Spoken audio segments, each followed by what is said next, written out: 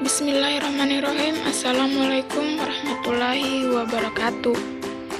Kembali lagi bersama saya Risnawati. Pada pembahasan kali ini saya akan membahas tentang chlorella. Chlorella adalah genus mikroalga atau ganggang hijau bersel tunggal yang hidup di air tawar, laut, dan tempat basah. Ganggang ini memiliki tubuh seperti bola. Di dalam tubuhnya terdapat kloroplas berbentuk mangkuk. Perkembangbiakannya terjadi secara vegetatif dengan membelah diri. Setiap selnya mampu membelah diri dan menghasilkan 4 sel baru yang tidak mempunyai flagel.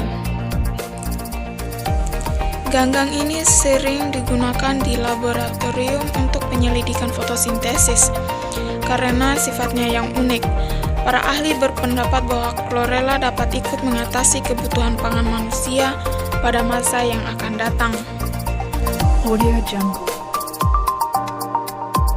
Chlorella dapat hidup dan tumbuh pada kondisi yang kurang cahaya atau bahkan tidak terkena cahaya dengan cara mengambil bahan-bahan organik secara langsung dari media tumbuhnya. Pada spesies chlorella mampu tumbuh baik di air laut maupun air tawar. Namun secara umum, chlorella adalah organisme air tawar, tapi beberapa spesies dapat beradaptasi pada salinitas dan suhu yang memiliki rentang lebar dan bisa dikultur dengan air laut yang telah diberi campuran pupuk.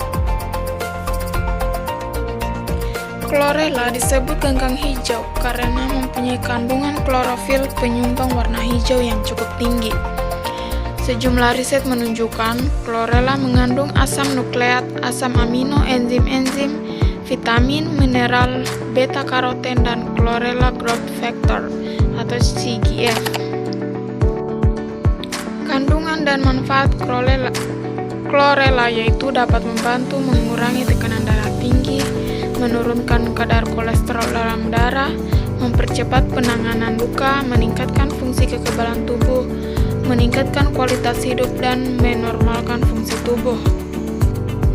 Manfaat chlorella ternyata lebih dari itu. Ganggang hijau ini mempunyai kandungan yang dapat membantu mendetoksifikasi bahan kimia dan logam berat.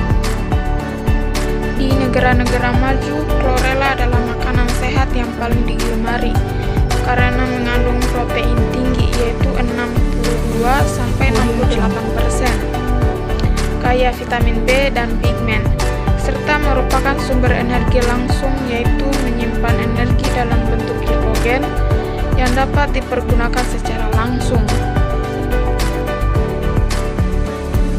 Chlorella telah dikultur secara massal dan dipasarkan dalam bentuk tepung, pil, kapsul, dan juga cairan. Untuk skala massal, wadah biasanya ditempatkan di luar ruangan dan mendapat cukup cahaya matahari. Pemasaran dalam bentuk tepung dapat diolah menjadi sup, kue, dan kosmetik. Budidaya chlorella dapat menggunakan wadah kecil atau besar sesuai kebutuhan. Kedalaman air minimal dalam wadah budidaya adalah 40 cm.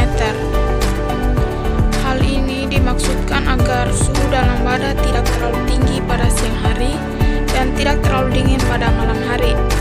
Selain itu dibutuhkan pula pupuk sebagai pakan dan sinar matahari untuk proses fotosintesis. Kultur chlorella dilakukan di dalam ruangan laboratorium yang selalu dikontrol. Benih didapat dari hasil isolasi dari alam, kemudian dikembangbiakan melalui kultur. Teknik kulturnya menggunakan media air laut yang bersih.